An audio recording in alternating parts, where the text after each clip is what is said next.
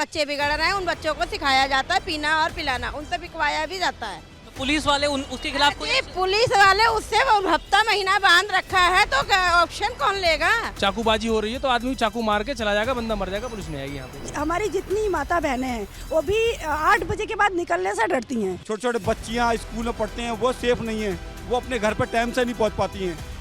ठीक है जी, कोई बात हो जाए, कुछ हो जाए, माँ बाप तो इसके बेचते के बच्चे स्कूल जा रहे हैं, शाम तक पता लगा जी लड़की गायब हो गई।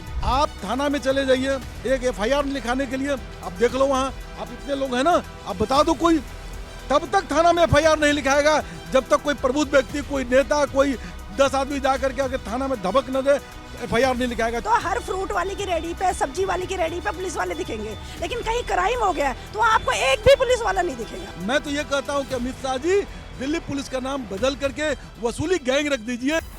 दिल्ली विधानसभा चुनाव अब सर पर आ चुके हैं। फरवरी में चुनाव होने वाले हैं और उससे पहले सभी राजनीतिक पार्टियां अपनी चुनाव की तैयारी में लग गई है। और इसी बीच अभी जो दिल्ली विधानसभा का सत्र चल रहा है उसमें पूर्व मुख्यमंत्री अरविंद केजरीवाल ने यह मुद्दा उठाया कि उन्होंने दिल्ली की जनता को तमाम तरह की सुविधाएं दी, जिसमें फ्री बिजली है, फ्री पानी है, स्वास्थ्य सेवाएं हैं, लेकिन जो सुरक्षा का जिम्मा है, जो पुलिस का जिम्मा है, वो देश के गृह मंत्रालय के पास है, यानी अमित शाह के पास है।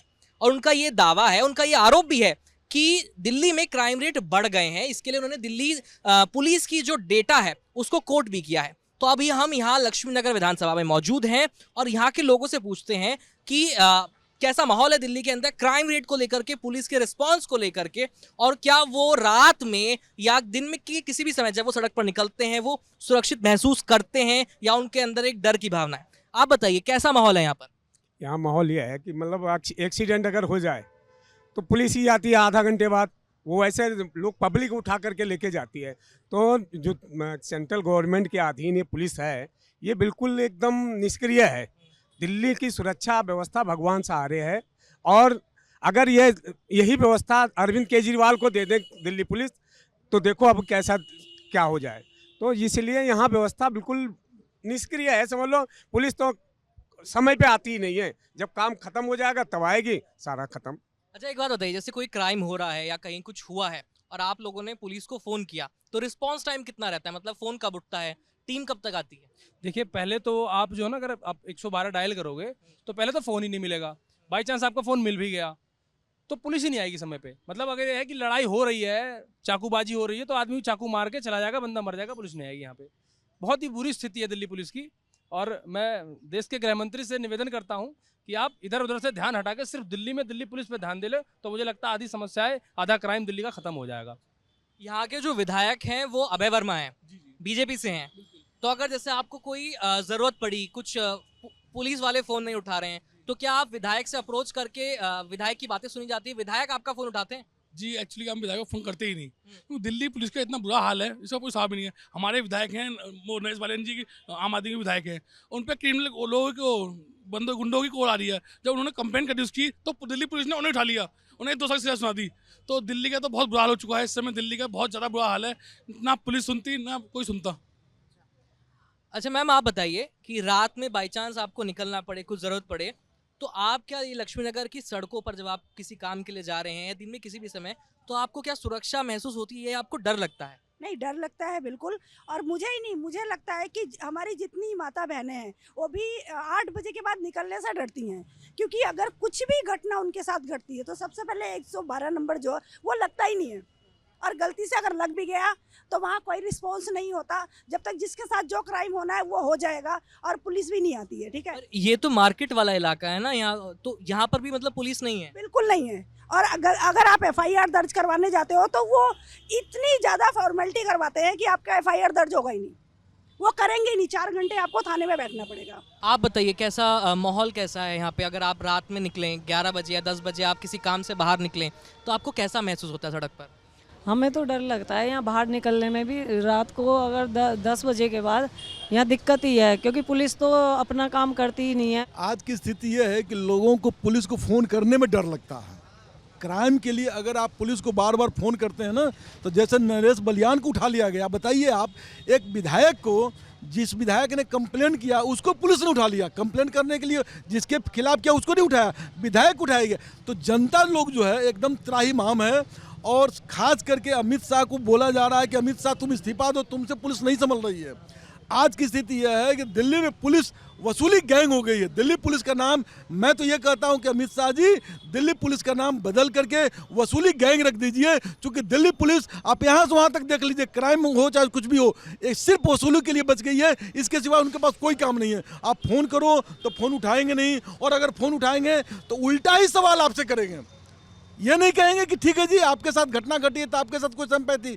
आप थाना में चले जाइए एक एफआईआर लिखाने के लिए, आप देख लो वहाँ, आप इतने लोग हैं ना, आप बता दो कोई, तब तक थाना में एफआईआर नहीं लिखाएगा जब तक कोई प्रबुद्ध व्यक्ति, कोई नेता, कोई 10 आदमी जा करके अगर थाना में धबक न दे तो एफआईआर नहीं लिखाएगा। क्योंकि एफआईआर लिखने से उनकी दिक्कत होती है कि भैया हमारे समय में इतने एफआईआर हो गए। अरविंद केजरीवाल भाई साहब ने ये तो बोल दिया कि दिल्ली के अंदर जो है वो क्राइम रेट बढ़ रहा है। मेरा तो सबसे पहला सवाल ये है कि आज की ही अगर मैं घटना की बात करूं कि पंजाब में इतना बड़ा जो उप मुख्यमंत्री के ऊपर गोली चल गई और जिनको सिक्योरिटी प्राप्त है, सबसे बड़ी बात कि उप मुख्यमंत्री जिनको सिक्योरिटी प्राप्त है और उनके सुखबीर बादल की बात कर रहे हो? सुखबीर सिंह बादल जी, जिनको सिक्योरिटी प्राप्त है और उनके ऊपर सिक्योरिटी के होते हुए गुरुद्वारा, जिसको गुरु का द्वार बोला जाता है, गुरुद्वारे के अंदर उनके ऊपर गोली चल जाती है। तो मैं ऐसे में क्या समझूं? दिल्ली में तो चलो आप कहते हो कि भाई जो दिल्ली पुलिस है वो सेंट्रल गवर्नमेंट के हाथ में है, तो इस वजह से सेंट्रल गवर्नमेंट के ऊपर आप ब्लेम कर रहे हो, आप बार बार कह रहे हो कि अमित शाह जी को जो है वो इस्तीफा दे देना चाहिए। अब आप मुझे ये बताइए कि अगर अमित शाह जी को इस्तीफा देना चाहिए इस चीज़ के लिए, तो फिर जहाँ पे आपकी अपनी सरकार है, जहाँ पे पुलिस आपके पास है, जहाँ पे सारी चीज़ें आपकी लॉ एंड ऑर्डर सब कुछ आपके पास है, वहाँ पे इस तरीके से गोली चल रही है, तो क्या वहाँ के सीएम को भी इस्तीफा दे देना चाहिए? रेडी पटरी वालों से वसूली करते हैं। शाम को देखो आप फ्रूट वालों के पास, सब्जी वालों के पास पुलिस वाले दिखेंगे। कहीं क्राइम हो गया है वहाँ पुलिस वाले बिल्कुल नहीं दिखेंगे। बहुत बढ़िया, बहुत बढ़िया। ठीक है, वहाँ नहीं जाएंगे, वहाँ गलती से भी नहीं जाएंगे। आप शाम को निकलो, आप खुद निकलना, सर्वे करो तो हर फ्रूट वाली की रेडी पे, सब्जी वाली की रेडी पे पुलिस वाले दिखेंगे। लेकिन कहीं क्राइम हो गया है तो वहाँ आपको एक भी पुलिस वाला नहीं दिखेगा। ये सुरक्षा व्यवस्था है। तो जैसे अगर कोई अकेला आदमी पुलिस थाने जाता है चोरी की रिपोर्ट लिखाने के लिए या किसी क्राइम की रिपोर्ट लिखाने के लिए, तो पुलिस का रवैया कैसा रहता है? सर मैं आपको बताता हूँ, अभी 10 दिन पुरानी बात बता रहा हूँ आपको। मैं मई विहार फेज 2 में रहता हूँ और ये नेशनल हाईवे पे मैं जा रहा था, एक एक्सीडेंट हो गया था। उसमें मियाँ बीबी के जोड़े थे, उनकी नई शादी हुई थी और दोनों के चोट लग गई थी। उनको उठाने वाला कोई नहीं था। पुलिस को फ़ोन किया, पुलिस नहीं आई, तो मैंने हमदर्दी दिखाई, उनको बिठा के मैं बीरवानी हॉस्पिटल में लेके गया। कॉल भी हो गई, पुलिस वाले जब आए, जब मैंने उनको एडमिट वगैरह करा दिया। 9 बजे की बात थी, रात के 1:30 से 1:45 बजे मुझे उन लोगों ने छोड़ा। कैसे हुआ, कहाँ हुआ, तुमने कब उठाया, कब क्या किया, क्या मेरी यही जिम्मेवारी है? और महिलाओं के लिए तो बहुत ही बुरा हाल है। हमारे महिवार फेज 2 में भी मार्केट है, वहाँ पे शराबी कबाबी मार्केट में लड़के खड़े होते हैं रात को, और वो चलती औरतों को, आदमियों को, यहाँ तक कि बंदों को भी तक को मारते पीटते हैं। पुलिस वाला नहीं आता है चुपचाप देख के चला जाता है। क्या है ये यूपी है क्या? ये दिल्ली है सर। ये दिल्ली में भी ऐसा हो रहा है तो फिर क्या यूपी और क्या दिल्ली? आप बीजेपी वाले इतने पुलिस वालों को इतना वो कर रहे हैं कि किसी की भी नहीं सुन रहे। आज हमसे कोई बातचीत हो जाए हमारे को करने के लिए, हम कोई किसी के बात लेके जाते हैं कि सर ऐसा नहीं, ऐसा होना चाहिए, तो उल्टा हमारे पर डंडे बजाते हैं। कहते बुला लो जिसको बुलाना है। छोटे छोटे बच्चियाँ स्कूल में पढ़ते हैं, वो सेफ नहीं है, वो अपने घर पर टाइम से नहीं पहुँच पाती हैं। ठीक है जी, कोई बात हो जाए, कुछ हो जाए, माँ बाप तो इसके भेजते हैं कि बच्चे स्कूल जा रहे हैं, शाम तक पता लगा जी लड़की गायब हो गई। कहाँ हो गई? उनको इतना डराया धमकाया जाता है कि चुप हो जा, तेरे घर वालों को मार देंगे, सबको मार देंगे। क्या भाई साहब, एक बच्ची को इतना डराओगे कि तेरे माँ बाप को मार देंगे, तेरे घर वालों को मार देंगे, तो बच्ची वो बयान देगी? नहीं देगी। मुझे तो ये नहीं समझ आया था कि स्वाति मालीवाल जो कि उनकी खुद की सांसद है, जिसको उन्हीं के घर में थप्पड़ पड़ गया। दिल्ली एक ऐसा राज्य है जहाँ के अरविंद जी ने कदम कदम पे कैमरा लगवाया है। अभी परसों मेरे घर के बगल में एक घर में चोरी हो गई और कैमरा में क्लियर कुछ देखा जा रहा है कि ये आदमी चोरी करके जा रहा है। उसके बावजूद पुलिस क्या बोलते उल्टी सवाल करती है। पुलिस तो कुछ करी नहीं, कैमरा ठीक अरविंद जी ने लगवा दिया। आप यहाँ भी देख सकते हो, हर कोने पे कैमरा लगा हुआ है, लेकिन कैमरा का देख रेख करने वाला कौन है? जब तक पुलिस शासन टाइट नहीं होगा ना, तब तक कैमरा से फोटो आने से, मान लो कि मैं अभी आपके पैकेट से पैसा निकाल लिया और आप देख रहे हो कैमरा कि मैं सुनील सिंह निकाल लिया पैसा, लेकिन अगर पुलिस आगे कोई कुछ करेगी नहीं, उस पर ऊपर कोई कार्रवाई नहीं होगा, तो कैमरा का क्या मतलब है? सबसे पहले अमित शाह जी को त्याग पत्र देनी चाहिए और अरविंद जी के पास पुलिस देनी चाहिए। इसके सिवा दूसरा कोई उपाय नहीं है। इसके लिए तो बिल्कुल नियम ही बदलने पड़ेंगे अगर आप कह रहे हैं, क्योंकि कि कानून मतलब ये जो अधिकार है दिल्ली पुलिस का, ये तो गृह मंत्रालय के पास है ना। अगर हमें दिल्ली के सरकार को, दिल्ली की विधानसभा को, मुख्यमंत्री को ये पावर देनी है तो इसके लिए कानून में बदलाव करना पड़ेगा। तो आप ऐसे मुख्यमंत्री क्यों, इसका अच्छा मुख्यमंत्री शब्द ही खत्म कर दो ना, एलजी को बना दो, आप एलजी को ही बना दो सब कुछ। मैं तो बोलूँ एलजी आ जाओ चुनाव मैदान में, आज एलजी आ जाओ, उसकी औकात पता चल जाएगी। सिलेक्टेड और इलेक्टेड में क्या फर्क है ना, एलजी को पता चल जाएगा। आज आ जाए चुनाव मैदान में, किसी भी आम आदमी पार्टी के किसी भी विधायक के खिलाफ, ना कि अरविंद केजरीवाल के खिलाफ, किसी भी कार्यकर्ता के खिलाफ एलजी खुद चुनाव लड़ ले। मैं सुनील सिंह लक्ष्मी नगर विधानसभा से चैलेंज करता हूं, उनकी जमानत जब्त ना हो जाए तो मैं दिल्ली छोड़ दूंगा। इससे बड़ा क्या हो सकता, मैं दिल्ली में नहीं रहूंगा, दिल्ली छोड़ दूंगा, पृथ्वी नहीं छोड़ूंगा, पृथ्वी पर भी रहना है। वहाँ यही चौक पे लाल बत्ती पे कहीं खड़े हो गए तो खड़े हो गए, नहीं तो वो भी नहीं है। अभी चले जाओ, मिलेंगे नहीं कोई भी। अभी पैसे लेने के लिए खड़े होते हैं, सिर्फ पैसा वसूली करने के लिए। जो माल वाहक बाहर से आते हैं ना, 11 बजे के बाद आप देख लो, तुरंत आगे बाहर आ जाएंगे। जैसे मतलब चूहे बिल बाहर आते हैं ना खाने के लिए, फट से वैसे आएंगे। उनको पता है कौन कौन सी गाड़ियाँ अवैध चल रही हैं, कौन सी नहीं जा रही हैं, उनसे पैसा वसूली करने के लिए। हाँ, अगर आप वैसे सोचोगे तो भूल जाओ। अगर दिल्ली क्राइम पेट्रोल हो चुका है, जो कुछ भी कह लो, यहाँ पे क्राइम की संख्या इतनी बढ़ चुकी है, मतलब अब दिल्ली पुलिस फेल है, एलजी साहब फेल है, कुछ नहीं कर सकते दिल्ली का। आप बताइए। ये शकरपुर लक्ष्मीनगर का जो एरिया है, भीड़ भाड़ वाला तो है ही, और इतना पुराना एरिया है, लेकिन यहाँ क्राइम का इतना बोलबाला है कि रोज घरों से मीटर चोरी हो रहे हैं, मोटर चोरी हो रही हैं, लोगों के मोबाइल छीने जा रहे हैं। कोई पुलिस में कोई एफआईआर नहीं, कोई रिपोर्ट नहीं। वहाँ जाओ, हाँ देख रहे हैं, लिख के दे दो, लिखित में कुछ नहीं देते हैं। अभी हाल ही में मेरे पड़ोस में ही 5 मोटरें और मीटर चोरी हुए, किसी ने कुछ नहीं ध्यान दिया, उन्होंने बेचारों ने अपने आप लगाया। कोई एक्सीडेंट हो जाता है। अभी एक भाई साहब बता रहे थे कि अगर वहाँ चले जाओ हॉस्पिटल में ले गए तो और पुलिस वाले और 4 घंटे तक और बैठाए रखते हैं, तो कौन ऐसे हेल्प करेगा किसी की। तो इस तरह की इतनी घटनाएं हो रही हैं। कंस्ट्रक्शन की 4 ईंटें आप रेता भार बदरपुर सीमेंट लगा दो, जब भी पहुंच जाएंगे, वैसे कभी नहीं आएंगे। और जो क्राइम रेट को लेकर के जो बात है, जो केजरीवाल कहते हैं, इसके अलावा पुलिस को लेकर के उन्होंने सवाल उठाए कि पुलिस जो है एफआईआर नहीं दर्ज करती है। उनका आरोप है दिल्ली पुलिस पर, क्या सुनवाई नहीं होती है लोगों की, मामले नहीं दर्ज किए जाते हैं, रिस्पांस टाइम ठीक नहीं है पुलिस का। सब बेतुकी बातें हैं, सब बेतुकी बातें हैं। अभी आप यहाँ खड़े हैं, अभी आप 112 नंबर पे कॉल करिए और विदिन 5 मिनट आपको यहाँ पे पुलिस जो है वो खड़ी भी नजर आ जाएगी, जो आपकी पूरी सहायता करती है।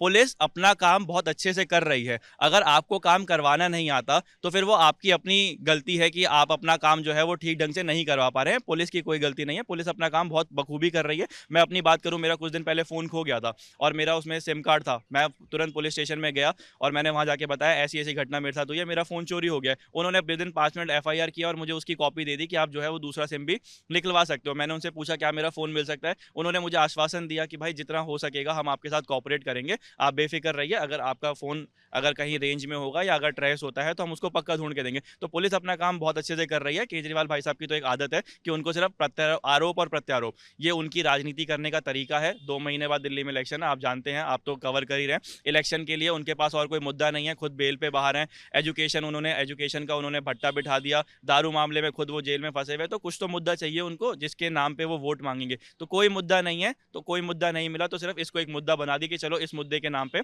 हम वोट मांग लेंगे। आपको कुछ कहना है यहाँ के, मतलब अगर पुलिस आप फोन करते हो कि भाई हमारे यहाँ चोरी हो गई, आ जाते आती फौरन आती है।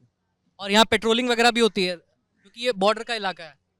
नहीं ऐसा तो कुछ नहीं है, पर कुछ नहीं है। पर अगर आप चौकी बनी सामने, चौकी 1 मिनट में आ जाता है। आप अभी देखिए चौकी पे एक पुलिस वाला हमेशा जो है वो रहेगा 24 घंटे, पूरी मार्केट में पुलिस वाला सब आते हैं।